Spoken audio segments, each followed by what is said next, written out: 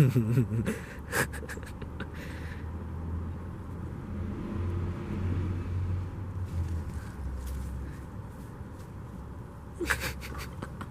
guys, how y'all doing? And in this video we are going to be taking a look at the CollectA Utahraptor.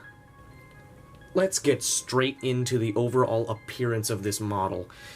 The overall look is really nice.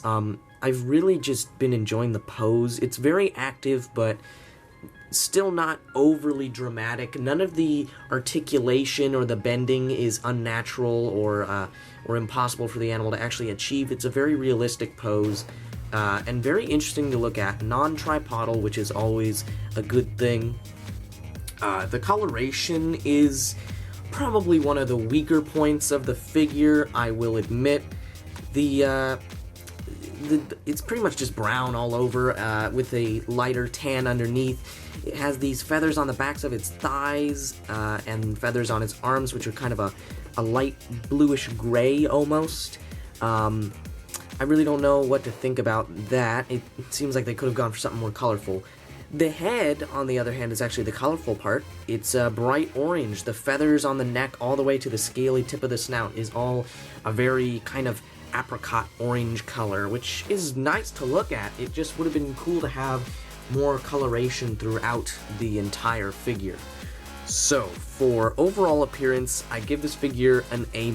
It's not bad. The pose is very fluid and natural, and like I said, there is at least a nice splash of color on the head. The figure is a little bland. Oh, and one thing that I want to mention before we go on, just look how tiny this thing is. I mean, I don't have very big hands, I'm only 15, but look at this. This thing is just so minuscule. It's really quite adorable. So, now let's talk a little bit about this figure's detail. Now, this is going to be a little bit tricky to actually capture on camera, simply because it's so small. It's pretty hard to get the camera to focus close in on this figure. I think he's only like 3.5 inches long at most. The detail, though, is very good. The feathers are well sculpted. They look very shaggy and kind of fur-like, which isn't necessarily a bad thing. I think they've done a good job.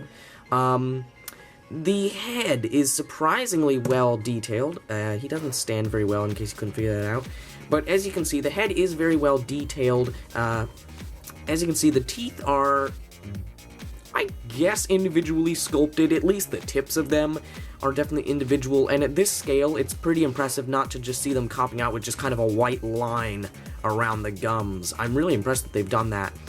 I must say, I do appreciate that Safari Limited does all their figures hand-painted, but when you see the detail that can be achieved with a machine-painted paint job, it is kind of impressive. At least I'm assuming Collector's figures are painted by machines. I don't think they're hand-painted. It certainly doesn't look like it. Just look at that eye. Is so well detailed and so tiny. I mean, it's just like a pinhead. But yes, so I think the detail certainly isn't amazing, and the paint job, while really well applied, for most of the body is pretty simplistic. But I do think that for this scale of a figure, it's so very small that I think, considering that, this is actually a really good amount of detail that they were able to actually include in the model. So, for detail, I give this figure an A.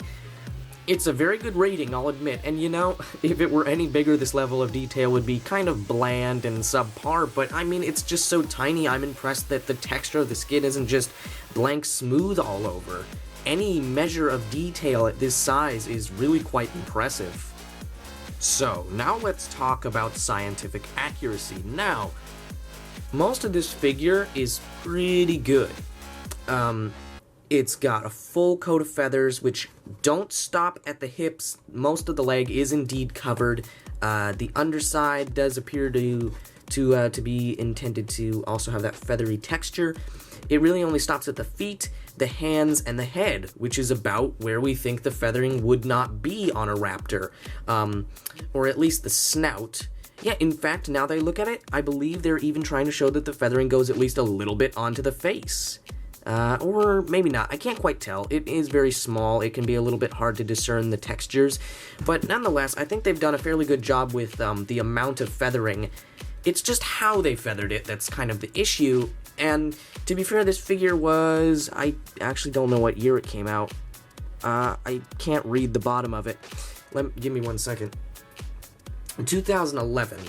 Okay, so, you know, that's pretty recent, and it's long enough ago that this kind of feathering is somewhat acceptable, but I'm still going to be my usual complaining self and point out what's wrong with it. So anyway, first of all, the overall texture of the feathers is very random. All these lines look really, like I said, kind of shaggy and fur-like, almost like primitive proto-feathers.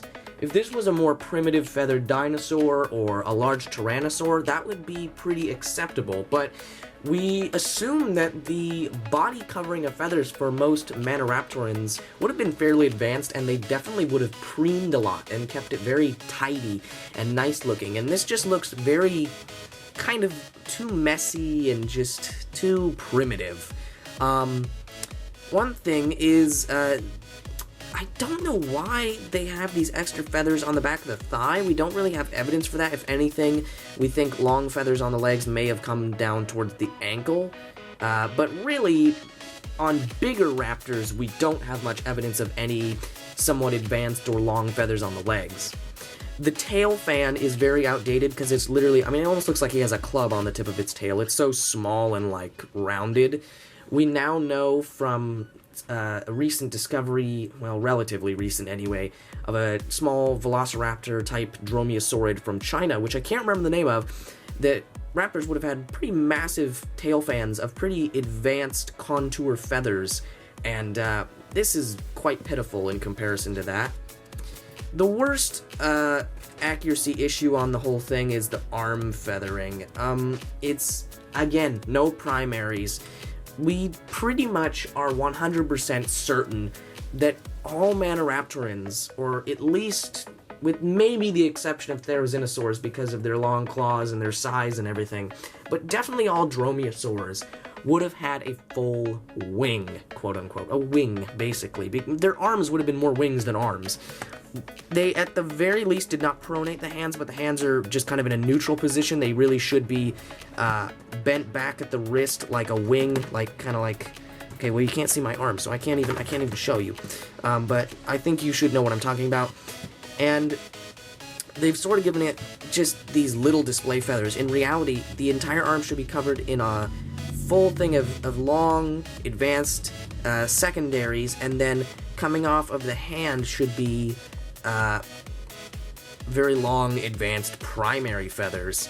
If you look up some of the recent art of, what is her name? Emily Willoughby, I believe. She's a paleo artist. You can find her on DeviantArt.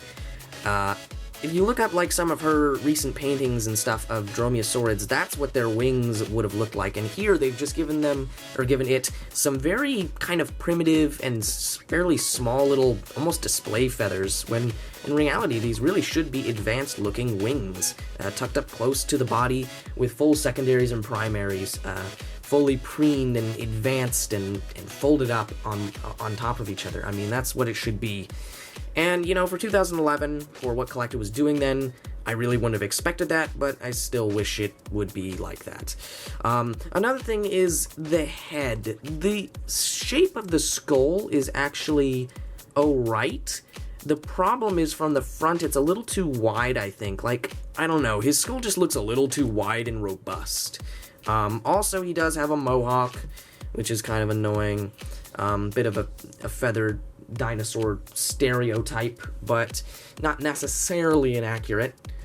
But, you know, overall, despite the outdated feathering, it is still nice to see a large raptor depicted completely covered in feathers. I mean, that alone is, especially for 2011, a very notable thing to happen in the dinosaur figure community, or the dinosaur figure collecting community. So that alone definitely is a good thing, but it is outdated feathering. So for accuracy, I give this figure a B+. It's very good in many respects. The proportions are good, they didn't give it too long of legs, no pronated hands, the skull is at least close to the right shape, and most of the feathering is fairly acceptable. It's just the arm feathers especially, and just the structure of and the positioning of the arms and the lack of real wing structure is just a real shame. Thanks for watching, and Bioniclesaurus signing out.